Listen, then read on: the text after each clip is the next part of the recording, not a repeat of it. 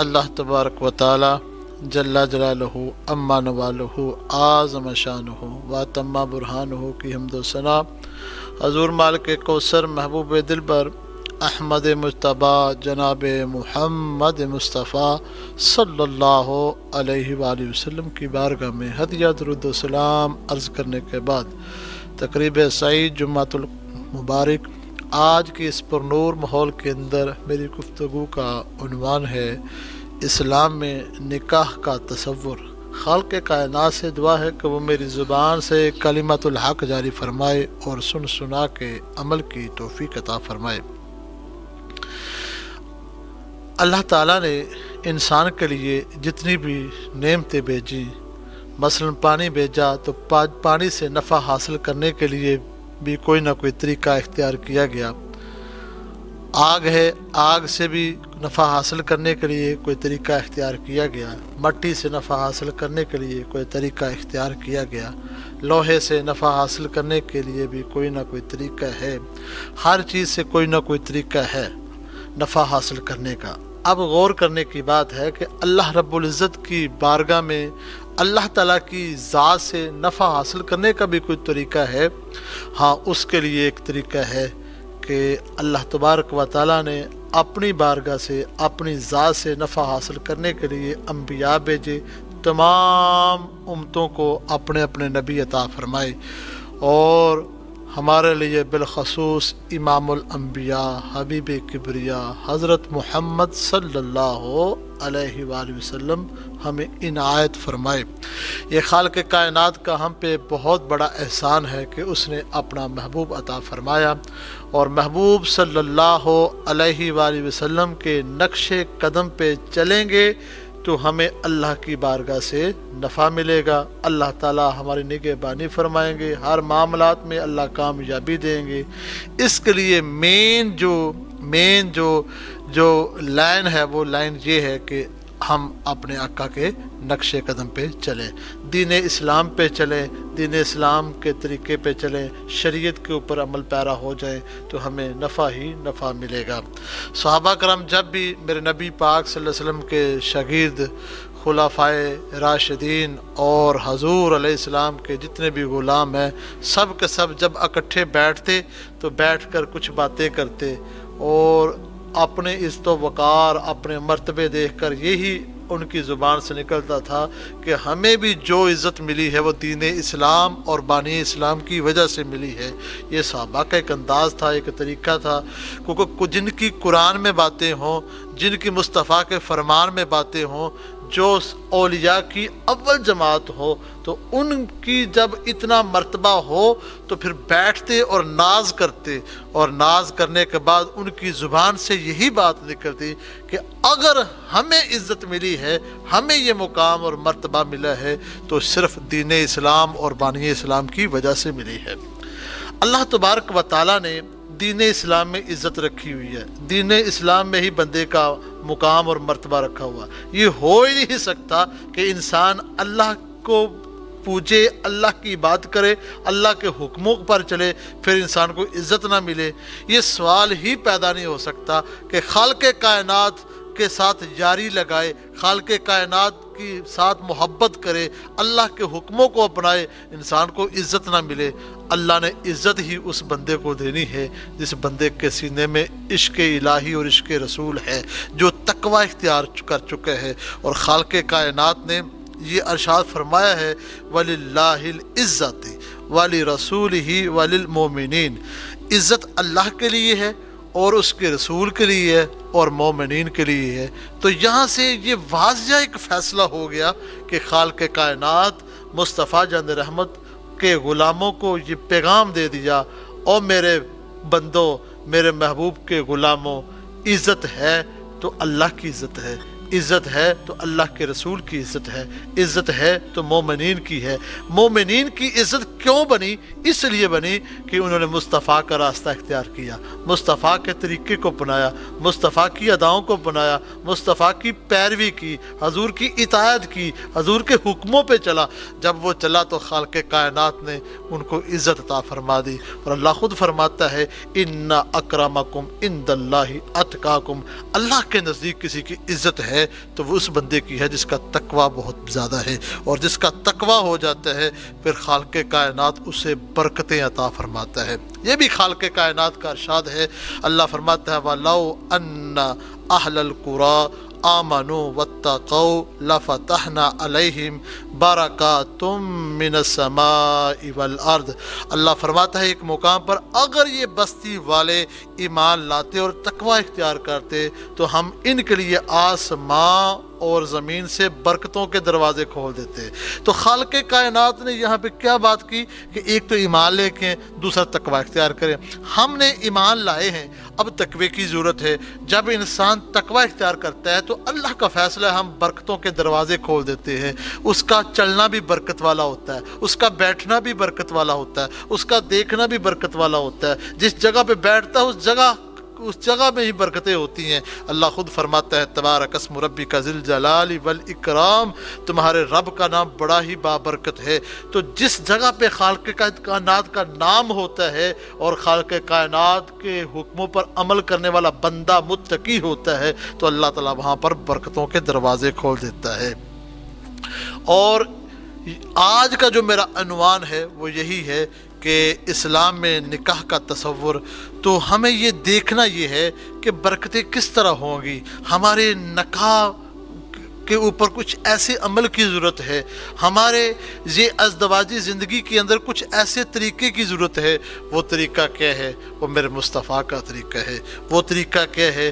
تو وہ مصطفیٰ جان رحمت کے غلاموں کا طریقہ ہے۔ وہ حضرت ابوبکر صدیق کا طریقہ ہے۔ وہ حضرت عمر فاروق کا طریقہ ہے۔ وہ عثمان غنی کا طریقہ ہے۔ وہ حضرت علی کا طریقہ ہے۔ وہ ایسا طریقہ ہے کہ حضرت آدم کا طریقہ ہے۔ آدم علیہ السلام کے اور حضرت حوا کے درمیان جو محبت تھی، اللہ اس جیسی محبت عطا فرما دیتا ہے، ہمیں بھی عطا فرمائے گا۔ جس طرح کی حضرت خدیجہ اور حضور علیہ السلام کے درمیان محبت تھی، اللہ حضور کے صدقے وہ محبت ہماری ازدواجی زندگی میں بھی اللہ وہ شامل حال فرما سکتا ہے۔ جس طرح کی محبت حضرت فاطمہ الزہرا سلام اللہ علیہا اور حضرت علی کے درمیان محبت تھی، اللہ تعالی ہمیں بھی وہ محبت دے سکتا ہے۔ وہ کس طرح ان کے صدقے محبت ملے گی؟ جب ہم ان کے نقش قدم پہ چلیں گے، ان کے طریقوں کو اپنائیں گے تو اللہ تبارک و تعالی دنیا آخرت میں کامیابی عطا فرما دے گا، اور اللہ اس امتی کی زندگی کو ہی جنت بنا دے گا۔ آج کا چونکہ موضوع ازدواجی زندگی پر ہے کہ اسلام کے اندر یہ نکاح کا تصور کیا ہے، سب سے پہلی بات تو یہ ہے کہ خالق کائنات نے ہر چیز کا جوڑا بنایا۔ اللہ تعالیٰ خود قرآن مجید فرقان حمید کے اندر ارشاد فرماتے ہیں سبحان الذی خلق الازواج کلھا، پاک ہے وہ ذات جس نے ہر شے کا جوڑا بنا دیا۔ اب شریعت کے اندر نکاح کا جو اصل جو مقصد ہے نا وہ یہ ہے کہ آپس میں محبت اور سلوک کے ساتھ رہنا، زندگی اچھے انداز میں گزارنی۔ کس طرح زندگی گزارنی کہ اس آیت سے بھی ہمیں یہ بات واضح ہوگی۔ اللہ فرماتا ہے فَانْكِحُوا مَا طَابَ لَكُم مِّنَ النِّسَاءِ مَثْنَىٰ وَثُلَاثَ وَرُبَاعَ وَإِنْ خِفْتُمْ أَلَّا تَعْدِلُوا فَوَاحِدَةً أَوْ مَا مَلَكَتْ أَيْمَانُكُمْ۔ اللہ تعالیٰ قرآن مجید میں فرماتا ہے کہ پس تم نکاح کرو ان عورتوں کے ساتھ جو تمہیں پسند ہوں، 2 ہوں، 3 ہوں، 4 ہوں۔ بس اگر تمہیں ڈر ہو کہ ان میں عدل نہیں کر سکو گے، اگر انصاف نہیں کر سکو گے تو ایک کے ساتھ ہی زندگی گزارو۔ اب اس آیت کے جز کے اندر یہ بات واضح ہو رہی ہے کہ اے میرے محبوب کے غلاموں، انصاف قائم رکھنا، انصاف قائم رکھنا۔ اور جہاں پہ انصاف نہیں ہوتا وہاں پہ جھگڑے لڑائی ہوتی ہے، وہاں پہ بے شمار فتنے اٹھتے ہیں، فسادات اٹھتے ہیں۔ تو انصاف کی بڑی ضرورت ہے۔ جب انصاف ہوگا تو آپس میں محبت ہوگی، آپس میں پیار ہوگا، آپس میں وہ ایک ایسا ماحول ہوگا کہ وہاں سے ایک دینی درسگاہ بن جائے گی۔ وہ میاں بیوی کا اس طرح کی محبت ہوگی کہ اولاد جو ہوگی وہ بھی دین اسلام کے لیے ایک سر چشمہ بن جائیں گے، وہ دین اسلام کا کام کرنے والی اولاد سپاہی بن جائے گی۔ اس کی مثال بھی سنیے، حضرت بابا فرید الدین گنج شکر رحمۃ اللہ علیہ کی زندگی سامنے ہے، حضرت خواجہ بختیار کاکی رحمۃ اللہ تعالیٰ عنہ کی زندگی سامنے ہے، حضرت پیر عبد القادر شاہ جیلانی رحمۃ اللہ تعالیٰ علیہ کی زندگی سامنے ہے۔ وہ سوچنے کی بات ہے ان کی زندگی کس طرح اس طرح کی بن گئی، وہ دین اسلام کا کو سر چشمہ بن گئے، دین اسلام کا ایک مرکز بنے۔ کس وجہ سے بنے؟ وہ اس نکاح کی برکت سے، اور ان کے والدین آپس میں بڑی محبت کرنے والے، وہ ایک درسگاہ بن گئی، ایسی درسگاہ بنی کہ آج اتنے سال گزر گئے پھر بھی ان کا نام زندہ ہے۔ کس وجہ سے ہے؟ کہ جو نکاح کا جو اصل تصور ہے وہ انہوں نے اپنایا۔ آج ہمارے گھروں میں لڑائیاں ہوتی ہیں، جھگڑے ہوتے ہیں کہ ہمارے سب سے پہلے عورت کا انتخاب درست نہیں ہوتا، خامد کا انتخاب درست نہیں ہوتا، کوئی اپنی بہو کا انتخاب درست نہیں کرتا، کوئی اپنے دماد کا انتخاب درست نہیں کرتا، کوئی مال کی وجہ سے انتخاب کرتا ہے، کوئی حسب و نسب کی وجہ سے انتخاب کرتا ہے، کوئی حسن کی وجہ سے انتخاب کرتا ہے۔ آؤ کملی والے محبوب اپنے آقا حضور نبی اکرم نور مجسم شفیع معظم صلی اللہ علیہ وآلہ وسلم کی بارگاہ میں جاتے ہیں۔ اس حدیث کو حضرت ابو ہریرہ رضی اللہ تعالیٰ عنہ نے روایت کیا ہے، اور یہ بخاری شریف کی حدیث پاک ہے۔ میرے آقا صلی اللہ علیہ وآلہ وسلم نے ارشاد فرمایا، عورت سے نکاح 4 وجوہات کی وجہ سے کیا جاتا ہے۔ تو عرض کی یا رسول اللہ وہ کون کون سی ہیں؟ تو آپ صلی اللہ علیہ وسلم نے فرمایا، ایک تو مال کی وجہ سے بندہ کسی سے نکاح کرتا ہے، دوسرا حسب و نسب کی وجہ سے نکاح کرتا ہے، اور تیسرا حسن کی وجہ سے کرتا ہے، اور چوتھا دین داری کی وجہ سے کرتا ہے۔ تو حضور نے فرمایا جب بھی کسی سے نکاح کرو تو دین کی وجہ سے کرو۔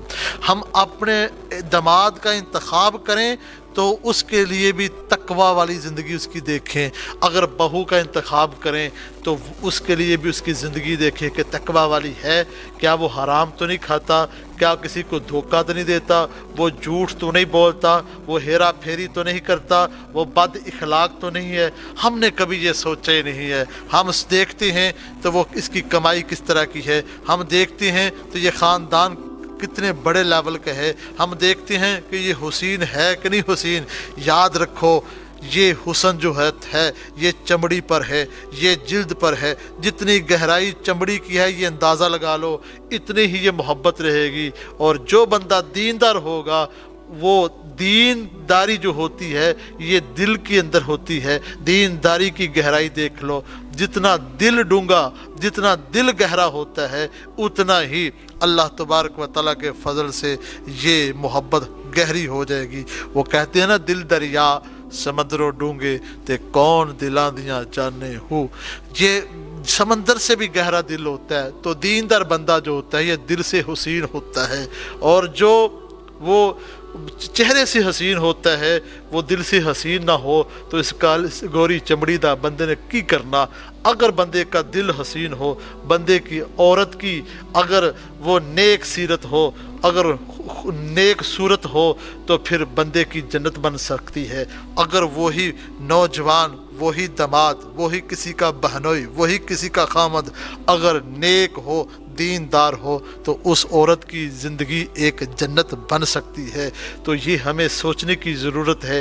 اسلام ہمیں یہ سکھاتا ہے، نکاح کا جو مقصد ہے، اس کا جو تصور ہے وہ سمجھنے کی ضرورت ہے۔ اس کا تصور اگر ہے تو وہ یہ ہے کہ میاں بیوی آپس اپنے دکھ سکھ کے ایک ساتھی بن جائیں، آپس کے ساتھ محبت کرنے والے ہوں، ان میں کوئی تفرقہ نہ ہو، ان میں کوئی فساد نہ ہو، ان میں کوئی بد اخلاقی نہ ہو، ان میں کوئی لڑائی جھگڑا نہ ہو، ان کے اندر ہو تو صرف محبت ہی محبت ہو، ایک دوسرے کا احساس کرنے والے ہوں، ایک دوسرے کے ساتھ زندگی اس طرح گزاریں کہ اگر کسی کو تکلیف آ بھی جائے ایک کو تو دوسرا اس کے زخموں پر مرہم لگا دے، جب وہ گھر آئے تو اس کے سینے میں ٹھنڈ پڑ جائے۔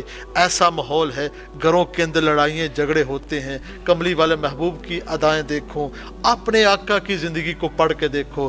اگر اپنے آقا کی زندگی کو پڑھیں گے تو اللہ کے فضل سے آپ کی زندگی بھی آقا کی زندگی کی برکت سے جنت بنے گی۔ کملی والے محبوب کا انداز دیکھیے، وہ کس طرح اپنی بیویوں کے ساتھ انصاف کرتے، وہ کس طرح اپنی بیوی کے ساتھ محبت کرتے۔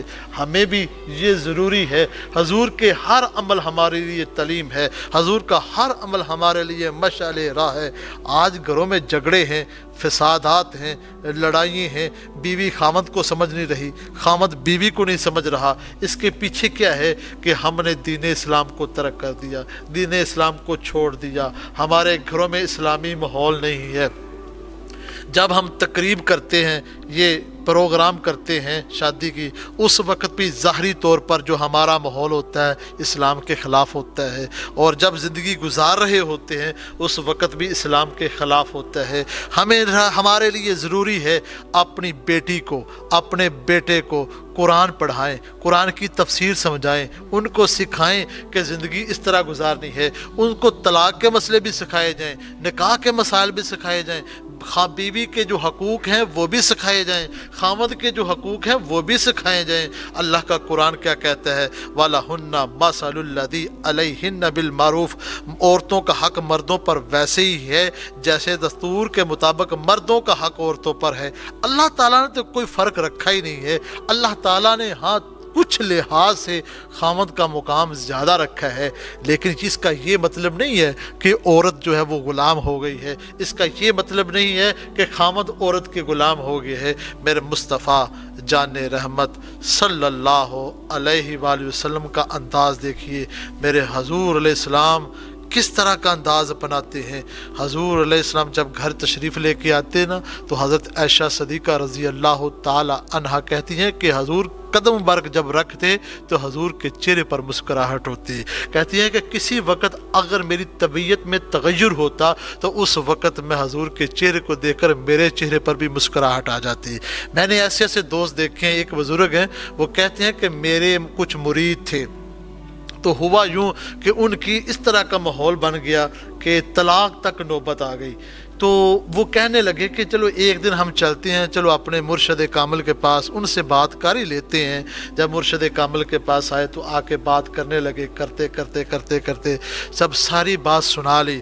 کہا کہ حضور آپ ہی کچھ حل بتائیے۔ تو انہوں نے کہا اچھا اس طرح کرو کہ 6 مہینے کے لیے اپنے اس فیصلے کو پینڈنگ رکھ دو، میرے جو طریقہ کار میں بتانے لگا اس پر عمل کرو، اس کے بعد خود فیصلہ کر لینا کہ یہ آپ کا فیصلہ درست ہے یا میں نے جو بتایا وہ طریقہ ٹھیک ہے۔ انہوں نے کہا ٹھیک ہے، آپ ہمارے مرشد ہیں، آپ ہمارے شیخ ہیں، جس طرح آپ کہیں گے ہم اسی طرح کریں گے۔ انہوں نے کہا اس طرح کرنا ہے کہ جب بھی خامد گھر آئے سب سے پہلے وہ قدم رکھے تو اپنی بیوی کو دیکھ کر مسکرائے، بیوی جب دیکھے کہ میرا خامد آ گیا ہے تو وہ بھی دیکھ کر مسکرائے۔ اور جب 6 ماہ گزرے نا تو 6 ماہ کے بعد وہ میاں بیوی آگے اپنے مرشد کے پاس آ کے کہنے لگے کہ ہم نے فیصلہ کیا ہے کہ ہم الگ نہیں ہوں گے، ہم اپنی زندگی گزاریں گے تو اسی طرح گزاریں گے۔ حضور آپ نے جو فارمولہ بتایا تھا اس کے مطابق ہم نے عمل کیا ہے تو ہمارے اندر محبت بڑھ گئی ہے۔ تو آپ فرمانے لگے بات یہ فارمولہ میرا نہیں ہے، یہ فارمولہ ہے تو آمنہ کے لال امام الانبیاء کا فارمولہ ہے۔ اب یہ مسئلہ یہ تھا کہ اسلام کے مطابق ان کی زندگی نہیں تھی۔ دیکھیے خامد جب باہر سے آتا ہے تو تھکا ماندہ آتا ہے تو وہ کاروبار کے لحاظ سے کئی پریشانیاں ہوتی ہیں، جب گھر آئے تو بیوی آگے سے طرح طرح کی باتیں کرے، طرح طرح کے یہ کہے کہ تیری ماں نے یہ میرے ساتھ بات کی ہے، تیرے بھائی نے یہ بات کی ہے، تیری بہن نے یہ بات کی ہے، تو اس کی جو پریشانی تھی وہ کم ہونے کی بجائے بڑھ جائے گی اگر وہی خامد جب آئے تو ساری باتوں کو اکٹھا کر کے ایک کسی کارنر پر لگا کے خامد کو آتے ہی زبان سے اللہ کا نام نکلتے ہوئے بسم اللہ پڑھے تو خامد کی ساری تھکاوٹ بھی ختم ہو جاتی ہے، ساری پریشانی بھی ختم ہو جاتی ہے، اور بیوی کو دیکھ کر جب خامد مسکراتا ہے تو اللہ کی رضا شامل حال ہو جاتی ہے، اللہ تعالیٰ اس پر کرم فرما دیتا ہے۔ ان دونوں کی ضرورت ہے۔ اگر لڑائی جھگڑے بڑھ رہے ہیں تو اس کے پیچھے وجہ یہ ہے کہ ہم دین اسلام کو چھوڑ چکے ہیں، ہم دین اسلام سے ہٹ چکے ہیں۔ اس کی وجہ بھی یہی ہے کہ ہم اپنے لیے اب کوئی بیوی کا انتظام کریں، بہو کا انتظام کریں، داماد کا انتظام کریں تو اس کے لیے ضروری ہے کہ وہ دین اسلام والی ہو، دیندار ہو، دین کو سمجھنے والی ہو، دین کو پڑھنے والی نہ ہو۔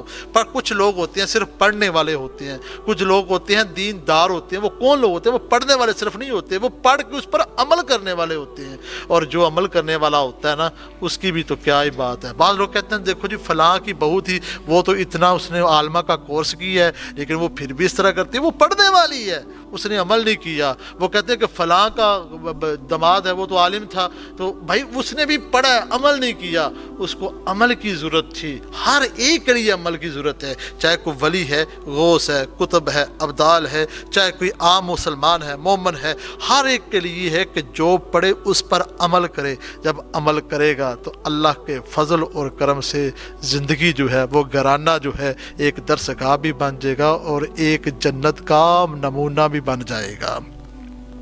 یہ مصطفیٰ جان رحمت کا ایک انداز ہے لڑائی جھگڑے ختم کرنے کا، اور یہ میرے مصطفیٰ جان رحمت نے اپنے زندگی جو گزاری اس کے اندر بیوی کو کس انداز میں محبت دے کر ہمارے لیے ایک سبق رکھا۔ ہمارے گھروں میں یہ معاملہ ہوتا ہے کہ ساس بہو کو پہلے دن ہی وہ اس طرح کرتی ہے کہ سولی پہ چڑھا دیتی ہے اور ایسا ماحول بناتی ہے، کہتی ہے کہ میرا بیٹا بس اس کی باتیں نہ کرے، وہ میری ہی باتیں کرے۔ اس ساس کو بھی، اس ماں کو بھی یہ سوچنے کی ضرورت ہے۔ اگر وہ ننانیں ہر وقت اپنے بھائی کے کان بھرتی رہتی ہیں تو یہ بھی اس کے لیے ایک لمحہ فکریہ غور کرنے والی بات ہے، بڑا نقصان ہے۔ آؤ میں آپ کو بات بتاؤں، اگر میری وجہ سے لڑائی جھگڑے بڑھ جاتے ہیں تو یہ سوچنے کی بات ہے۔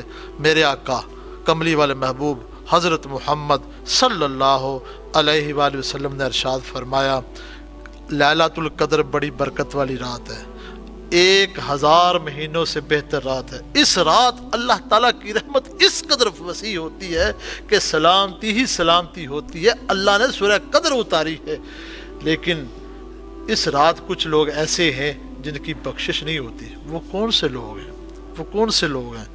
وہ ہیں جو لڑائی جھگڑا کراتے ہیں، جس کی وجہ سے دو بندے آپس میں مل نہیں سکتے۔ میاں بیوی کے درمیان لڑائی کا مین سبب جو ہوتا ہے وہ کوئی تیسرا بندہ ہوتا ہے جس کی وجہ سے لڑائی ہو رہی ہوتی ہے۔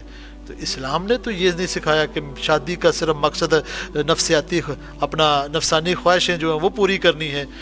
اسلام نے تو اتنا کچھ رکھ دیا کہ اگر نفسانی خواہش بھی پوری کرنے گے تو اللہ تعالیٰ کے فرشتے اس بندے کے لیے وہ عبادت لکھ دیں گے کہ اس نے یہ عمل کیا۔ اسلام آپس میں محبت میں بیٹھنے کا بھی درس دے رہا ہے اور اپنی نفسانی خواہش پوری کرنے کے بھی۔ عمل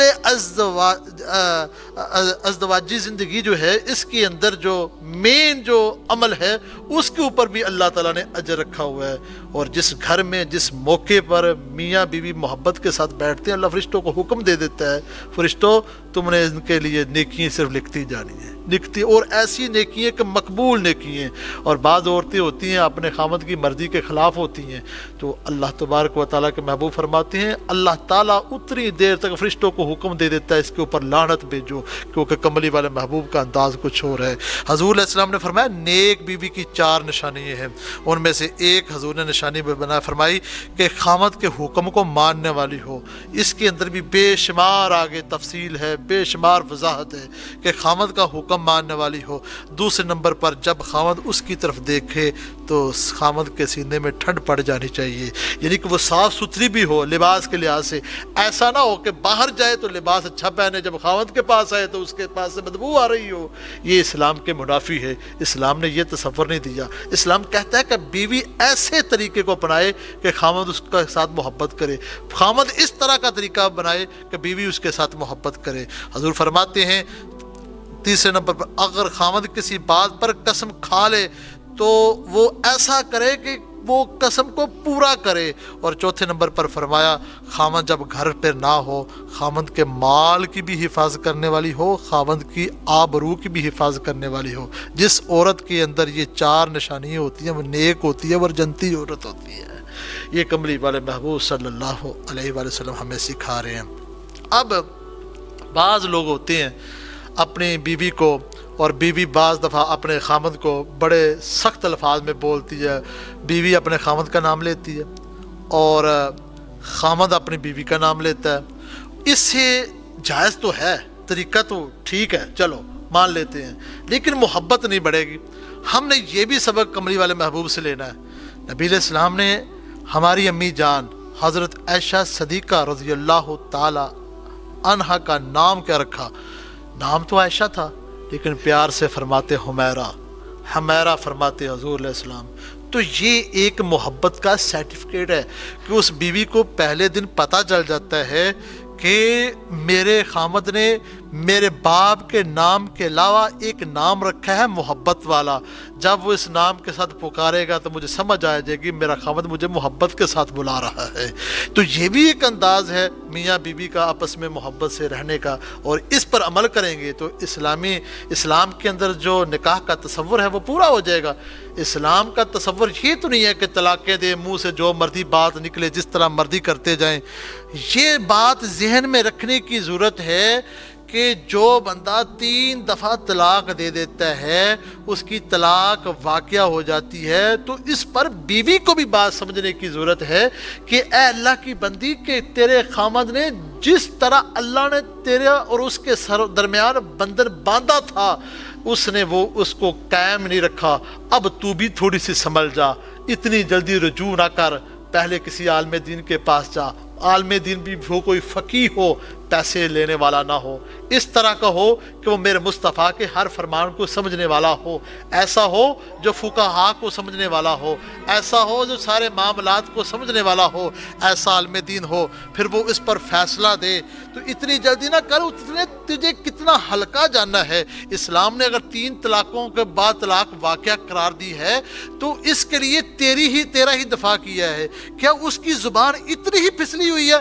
کیا اس کی زبان اتنی ہی اوور ہے کہ تجھے اتنا ہلکا سمجھ رہا ہے کہ 3 دفعہ منہ سے زبانیں الفاظ نکالنے سے تجھے اپنی زندگی سے دور کر رہا ہے؟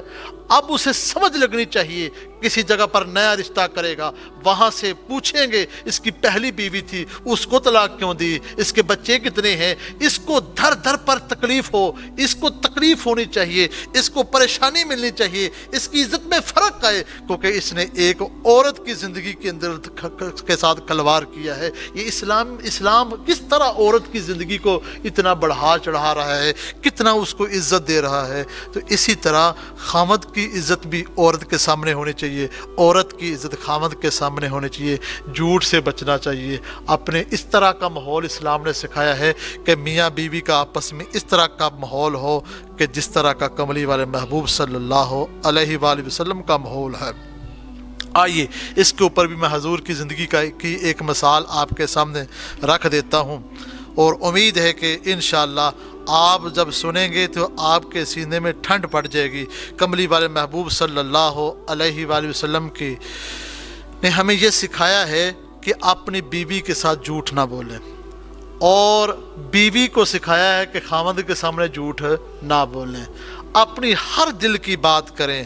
وہ واقعہ آپ یاد رکھیں جب میرے نبی علیہ السلام پر پہلی دفعہ وحی نازل ہوئی تو اس وقت نبی علیہ السلام پر تھوڑا سا بوجھ ہوا، تو حضور علیہ السلام گھر تشریف لے کے آئے تو حضور علیہ السلام نے فرمایا خدیجہ میرے اوپر کمبل اوڑھو، میرے اوپر کمبل اوڑھو۔ عرض کی یا رسول اللہ ہوا کیا ہے؟ آپ نے سارا ماجرا سنایا۔ جبریل آئے ہیں، جبریل نے آ کے یہ اقرا بسم ربک الذی خلق خلق الانسان من علق، یہ آیت قرآن کی پہلی آیتیں اتری تو حضور نے ساری بات کھول دی اپنی بیوی کے ساتھ۔ اب بیوی کے بھی قربان جائیے، ہماری تو ماں ہیں، وہ کیا ارشاد فرمان لگی، اللہ کی قسم آپ تو صلہ رحمی کرنے والے ہیں، آپ تو بے سہاروں کا سہارا بننے والے ہیں، جن کے پاس کچھ نہیں آپ تو ان کو کما کے دینے والے ہیں، آپ مہمان نوازی کرنے والے ہیں، آپ اچھی باتوں پر مدد کرنے والے ہیں۔ تو یہ اچھی بیوی کی پہچان بھی یہی ہے۔ جب حضور علیہ السلام نے اپنے دل کی بات وحی کی بات کر دی تو بیوی نے بھی آگے آپ کی صفات ہی دہرائی اور دہرا کر کہہ دیا۔ یہاں سے ایک بات واضح ہو رہی ہے، اس کا مطلب ہے کہ حضور ساری باتیں کرتے تھے اور حضرت خدیجہ رضی اللہ تعالی عنہا بھی ساری باتیں کرتی تھی، ان کے درمیان آپس میں بڑی محبت تھی، بڑا اتفاق تھا، اور اس یہ اس بات سے ہمیں واضح سبق مل رہا ہے، جب قملی والے محبوب اپنی بیوی کو دل کی باتیں بتاتے ہیں، بیوی اپنے خاوند کو دل کی باتیں بتا رہی ہیں، تو اس سے پتہ چلتا ہے کہ جب ہم بھی اس طرح کا معاملہ رکھیں گے تو اللہ کے فضل و کرم سے اللہ تعالیٰ اپنی رحمتوں اور برکتوں کا نزول فرما دے گا۔ یہ بات سمجھنے کی بات تھی۔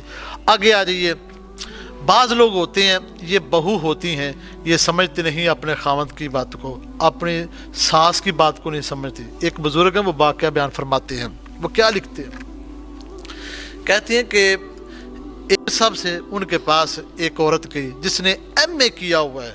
جب وہ پہنچی تو جا کے کہنے لگی میری جو ساس ہے وہ اتنا مجھے تنگ کرتی ہے، یہ بھی کرتی ہے، وہ بھی کرتی ہے، وہ بھی کرتی ہے، مجھے جینے نہیں دیتی، مجھے تنگ کر کے رکھ دیا ہے۔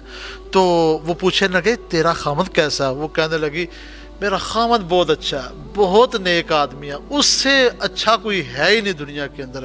تو وہ پیر صاحب فرمانے لگے اللہ کی بندی پھر دیکھو تو صحیح، تیرا خامد ٹھیک ہے نا؟ وہ کہنے لگی ہاں ٹھیک ہے۔ تو وہ عورت اچھی ہے کہ بری ہے جس نے اتنا اچھا بچہ پیدا کر کے پڑھا لکھا کے اس کی تربیت کر کے اس نے اپنے پاس نہیں رکھا، تیری سپرد کر دیا، اب بھی وہ بری ہے؟ تو وہ کہنے لگی حضور بات یہ ہے، میں اس سے پہلے یہ بات سوچ نہیں سکی، سمجھ نہیں سکی، مجھے تو آج پتہ چلا ہے کہ جو عورت بچے کو جمع کر کے میرے ساتھ بیاہ دیا وہ بری نہیں ہو سکتی، وہ نیک ہی عورت ہے۔ تو اس نے اسی وقت اپنا یہ فیصلہ چھوڑا اور اپنی ساس کے ساتھ اچھے برتاؤ کا معاملہ رکھا۔ یار اگر وہ کسی وقت سخت بول بھی جاتی ہیں، یہ بہو کا کام ہے اس کے ساتھ محبت اور آزادانہ انداز میں گفتگو کرے، تو یوں ہوگا کہ پھر وہ اپنی ہی بیٹی سمجھے گی۔ وہ جس طرح دوسری بیٹی کو سمجھے، وہ چاہتی ہے کہ میرے بیٹا پریشان نہ ہو، وہ چاہتی ہے میرے گھر کا ماحول خراب نہ ہو، اس کے اندر پھر بہو کو بھی آزادانہ انداز میں زندگی بسر کرنی پڑے گی۔ جب یہ معاملہ ہوگا تو اللہ تبارک و تعالیٰ کی رحمتیں نازل ہو جائیں گی۔ اب حضور علیہ السلام کی محبت کا ایک اور میں معاملہ آپ کے سامنے رکھ دیتا ہوں کہ کملی والے محبوب صلی اللہ علیہ وآلہ وسلم، ایک دفعہ کا واقعہ، حضور صلی اللہ علیہ وآلہ وسلم کسی سفر پر نکلے ہوئے ہیں، تو راستے میں حضور علیہ السلام نے حضرت عائشہ کو کہا عائشہ چلو دوڑ لگائیں، تو دوڑ لگائی۔ جس وقت دوڑ لگی تو حضور علیہ السلام جان بوجھ کر آہستہ اور سلو ہو گئی، حضرت عائشہ وہ تیز چلی۔ جب وہ تیز چلی تو حضور صلی اللہ علیہ وآلہ وسلم خوش ہوئے، مسکرا پہ۔ اور کچھ دنوں کے بعد پھر دوسرا سفر شروع ہوا، تو محبوب علیہ السلام نے پھر کہا عائشہ چلو دوڑ لگائیں۔ حضور نے دوڑ لگائی، حضور آگے نکل گئے، تو پھر حضرت عائشہ کے چہرے پہ مسکراہٹ آئی۔ تو حضور نے فرمایا عائشہ اس دن تو جیت گئی تھی، اس دن آج میں جیت گیا ہوں۔ تو اس واقعے سے یہ سبق مل رہا ہے کہ کملی والے محبوب صلی اللہ علیہ وآلہ وسلم نے صفا مروہ پر عورت کو دوڑنے کی اجازت نہیں دی، کسی مقام پر اجازت نہیں دی، لیکن ایک جگہ پر حضور اجازت دے رہے ہیں۔ کس موقع پر؟ جس موقع پر نبی علیہ السلام نے میاں اور بیوی کے درمیان محبت والا معاملہ ظاہر فرمانا تھا، اس وقت کہا کہ قیامت تک کے لیے یہ خبر یاد رکھو، محمد عربی وہ ہے جو ساری کائنات سے بڑھ کر اپنے عمل رکھنے والا ہے۔ کائنات کے اندر صرف ایک ہی ذات ہے، وہ کملی والے محبوب کی ذات ہے۔ بڑے بڑے سائنسدان آئے، بڑے بڑے فلاسفر آئے، بڑے بڑے محقق آئے، لیکن کسی نے یہ نہیں کہا کہ میں نے آج دین مکمل کر دیا ہے، جس مقصد کے لیے میں پورا کر گیا ہوں۔ ہر ایک نے کہا اگر زندگی وفا کرتی تو میں اپنا کام مقصد پورا کرتا، لیکن کملی والے محبوب نے فرمایا جس مقصد کے لیے اللہ نے مجھے بھیجا وہ مقصد پورا فرما دیا ہے۔ 1,00,000 سے زائد صحابہ تھے، وہ بھی بیک وقت گواہ ہو کے کہنے لگے ہاں یا رسول اللہ آپ نے وہ مقصد پورا فرما دیا ہے۔ اس میں سے میاں بیوی کا جو معاملہ تھا، حضور سے بڑھ کے کوئی خامد ہو سکتا ہی نہیں ہے۔